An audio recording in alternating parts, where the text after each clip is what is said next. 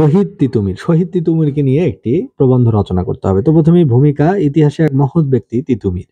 অসীম শক্তিধরে বীর পরাধীনতার শৃঙ্খল থেকে ভারতবাসীকে মুক্ত করার জন্য ইংরেজদের বিরুদ্ধে সোচ্চার হন। তিনি অসহায় অত্যাচারিত মানুষের প্রতি গভীর দরদ অনুভব করেন, তাই সবাইকে নিয়ে বীর তিতুমির ইংরেজ শাসনের বিরুদ্ধে প্রতিবাদী হয়ে নির্মাণ করেন এক দুর্ভেদ্য বাঁশের দুর্গ। আর এটাই বাঁশের কেল্লা নামে পরিচিত। তিতুমিরের জন্ম ও শৈশব 1782 সালে পশ্চিমবঙ্গের 24 পরগনা জেলার বসিরহাট মহকুমার চাঁদপুর গ্রামে বুনিয়াদি মুসলিম পরিবারে সৈয়দ বংশে তিতুমির জন্মগ্রহণ করেন। ছোটবেলায় তাকে এক কঠিন অসুখে ভুগতে হয়, আর রোগ মুক্তির জন্য তাকে দেওয়া হয় অতিমাত্রার তেতো এক ঔষধ। এই জন্য তার ডাকনাম হলো তেতো। তেতো থেকে তিতু, তার সাথে মীর লাগিয়ে হলো তিতুমির। তার প্রকৃত নাম সৈয়দ মীর নিসার আলী। বাঁশের কেল্লা নির্মাণ, ইংরেজ দুঃশাসন থেকে দেশবাসীকে মুক্ত করার জন্য তিতুমির নিজ গ্রাম ছেড়ে চলে আসে বারাসাতের নারকেল বাড়িয়ায়। এখানকার লোকজন তাকে সাদরে গ্রহণ করেন। হাজার হাজার সাধারণ মানুষ নিয়ে তিনি তৈরি করলেন এক দুর্ভেদ্য বাঁশের দুর্গ। এখানে তিনি কয়েক হাজার সৈন্যকে ইংরেজদের বিরুদ্ধে লড়াই করার প্রশিক্ষণ দিতেন।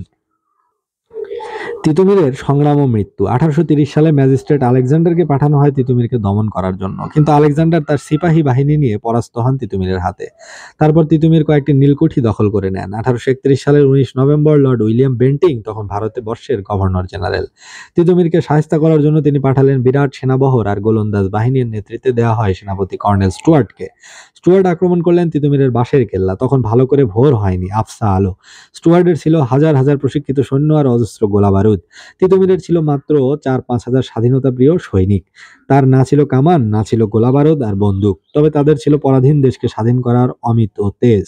প্রচন্ড যুদ্ধ হলো। তিতুমির আর বীর সৈনিকরা প্রাণপণ যুদ্ধ করলেন, কিন্তু কিছুক্ষণের মধ্যেই ইংরেজ সৈনিকদের গোলার আঘাতে ছারখার হয়ে গেল নারকেল বাড়ি আর বাঁশের কেল্লা। শহীদ হলেন বীর তিতুমির আর অসংখ্য মুক্তিকামী বীর সৈনিক। তিতুমিরের 250 জন সৈন্যকে ইংরেজরা বন্দী করলো। কারো হলো কারাদণ্ড, কারো হলো ফাঁসি। এভাবেই শেষ হলো যুদ্ধ। উপসংহার: তিতুমির নির্ভীক বীরের মতো যুদ্ধ করে শহীদ হন। এ যুদ্ধের বীর নায়ক তিতুমির অমর হয়ে রইলেন এদেশের মানুষের মনে। ইংরেজদের বিরুদ্ধে স্বাধীনতার যুদ্ধে বীর তিতুমিরই হলেন বাংলার প্রথম শহীদ। এজন্য তিতুমির আমাদের কাছে চিরস্মরণীয়।